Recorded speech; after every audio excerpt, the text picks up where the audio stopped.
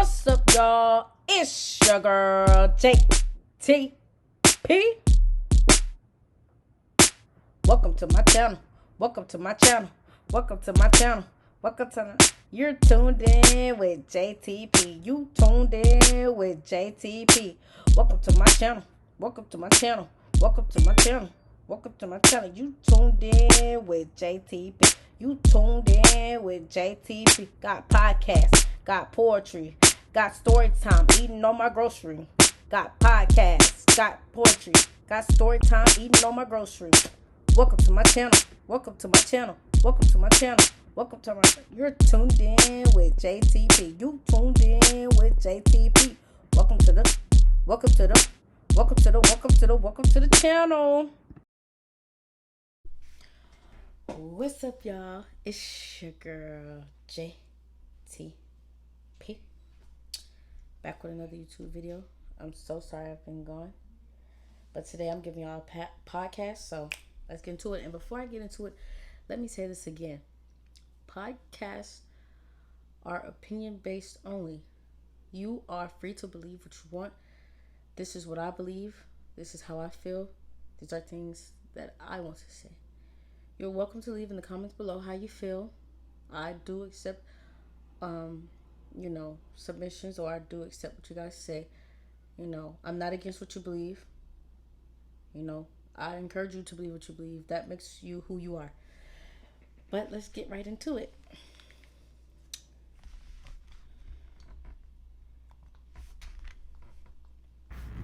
And so today for the podcast, we got 5 topics. So our first topic is, where have I been? So I know I've been gone for quite some time. I remember last podcast I told y'all that I was doing everything as far as following the COVID-19 rules, making sure I wear a mask, making sure, I did everything right. But this is just something you can't control, and I ended up contracting COVID-19. I'm not going to say how I contracted it, but I did. And so I did my 2 weeks of quarantine, and I actually did longer than 2 weeks. I did about 3 to 4 weeks, or 3.5 weeks. And then I eventually, eventually went back to school. And when I went to school for a week, and then I came home one weekend for something, I forgot what it was, and I started to feel funny again. Now I didn't know what it was from. I still don't know what it was from. A lot of people said, even my doctor, my primary physician, said that it could have been the long COVID syndrome, or just longer COVID symptoms. And so I dealt with that for about 2 months. I'm still not 100% back, but I'm better than what I was, and I'm grateful to be alive. So I am truly blessed. I'm truly grateful, because it could have been another story. But so that's where I've been. I'm so sorry. But I'll be back on YouTube, I promise. And while we're on the topic of COVID-19, I remember last podcast I told y'all I wouldn't get the vaccine.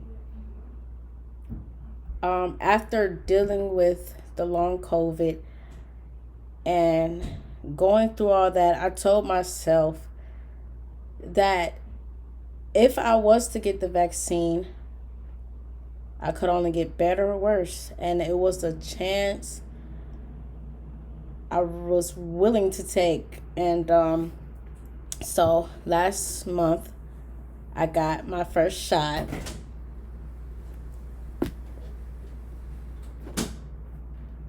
And so last month I got my last shot. I got my first shot. And after that first shot, one day after, I was feeling the side effects of it, but it wasn't severe. It was it was manageable. It was manageable compared to having the actual virus. And then yeah, it was just 1 or 2 days down, and after that I felt great. Like I felt amazing. I had felt better than I felt maybe since when I first got COVID. And so now tomorrow, funny that I started this. Tomorrow I get my second shot. Just praying about it. Just keeping my head up pretty much. Because I know that, really I'm in God's hands. Okay? So anything I do in my life, I just pray about it. And I just keep staying prayed up. But I told y'all guys I wouldn't get it, but I got it. And so, I encourage you to get it. If you do get it, get it. If you don't, you don't. I mean, I'm not going to judge you if you don't. Do what you feel is best for you. Whatever makes you comfortable, whatever makes you happy, do that. But I got it. So the next topic for today's podcast is Derek Chauvin. If you don't know who that is, that was the officer who was accused but has been found guilty of George Floyd's death. Last week, he was found guilty of all charges, which included second-degree unintentional murder, third-degree murder, and second-degree manslaughter. I would say that hearing that was a sense of relief, but I still know that that's only just the beginning. Like that's barely even hitting the tip of the iceberg. And so we still have a long way to go. I'm happy that George Floyd's family could have some sort of peace, because you don't truly get peace when you lose. Well, you eventually get peace, but you don't truly find peace in just seeing justice, because it's hard when you lose a family member or someone that you love dearly. But I'm happy that they could get some sort of closure, some sort of peace. Like I said, that's only the beginning. We still have ways to go. I just pray that things get better, that not just police, but everybody look at this situation as an opportunity to learn, to pay attention, to think before they act. Yeah, that's pretty much all I'm gonna say about that. I mean, I have a lot of things to say about that, but that's all I'm gonna say on here. So we're gonna gear on to our next topic, which is the 5 love languages. For those who don't know, the 5 love languages are words of affirmation, acts of service, receiving gifts, quality time, and physical touch. I think those are the best way to put 5 love languages. For me personally, I would say my 2, for me, like for somebody to show love to me, or how I would feel like people are showing love to me, would be words of affirmation and acts of service. The way I feel that I show love, or that I give love, is through acts of service, words of affirmation, and quality time, and maybe giving gifts. Maybe. But I think, I know for each person is something different. And whenever you get into a relationship, you definitely have to learn your partner's love language. Just because you have yours, you can expect them to have the same love languages as you. So if you might like physical touch and quality time, but your partner might like words of affirmation, receiving gifts. So I think learning your partner's love language is definitely important because it helps you to see them better. It helps you to know them better. It helps you to know how they feel loved. And vice versa. Your partner should know how you feel loved. And so I think it's very important that when you do get in a relationship, and not just, a romantic relationship, it could be a friendship, it could be any relationship, depending on the relationship, if like for friendship, my love languages when I'm in a friendship is like quality time, and words of affirmation. If I'm in a romantic relationship, words of affirmations, acts of service, those are my love languages. So depending on the relationship, depending on the type of relationship, you have love languages, and it's best that you know your friend or your partner or, any relationship. It's best that you know the love languages because it helps you understand that person and it helps them feel loved and it helps you feel loved. And so I think whenever you enter into any type of relationship that you should share, I think that's a conversation that you should have. Like when you first meet somebody, say, yeah, nice to meet you, do all the basic stuff that most relationships, like most conversations goes, but then, some way add in there.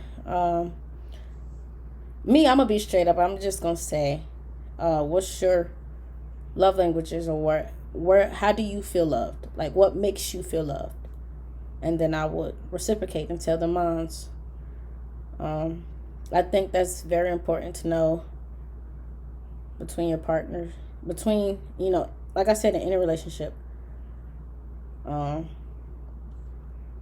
So make sure you share in the comments down below what your love languages are. If all 5 or just 2, just 3, whatever it is that people do that makes you feel loved. So to end today's podcast, we're going to talk about my top 5 celebrity crushes.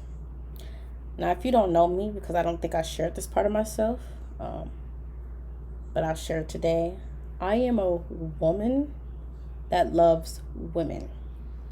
I like women. I date women. I talk to women. Nothing against guys. I think men are beautiful people. I think everybody in the world is beautiful, actually. But I like women. That's my personal preference. And so today I'm going to share with y'all my top 5 celebrity crushes. And yes, they're all women. So my top 5 are Kalani, Janae Aiko, Lizzo, Tink, and Drizzy. Not particularly in that order, but those are my top 5. If I had to put them in order, I always, if y'all follow me on Instagram, on my story, I'm always saying Lizzo is my wife. I always DM her, can you marry me, please? I love her. The second would definitely have to be Kalani. Third would probably be Drizzy. Fourth would probably be Janae.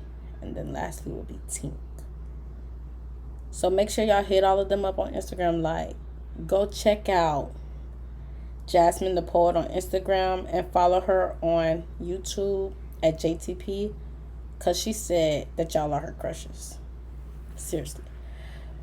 But no. But leave in the comment section who your top 5 celebrity crushes are. Men, women, both. Whatever your crushes are. No judgment here. Like always, I love y'all.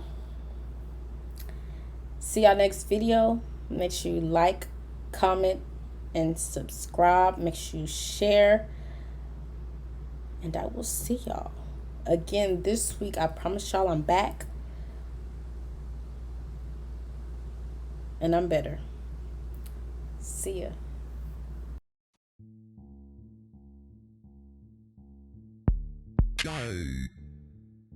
Hey y'all.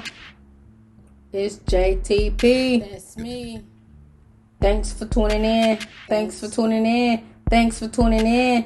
Thanks for tuning in. I hope you come again. I hope you come again. I hope you come again. I hope you come again. Thanks. Thank you for tuning. Got it. In. Welcome. I hope. Please. You come. You. Again. Please. J. J. T. T. P.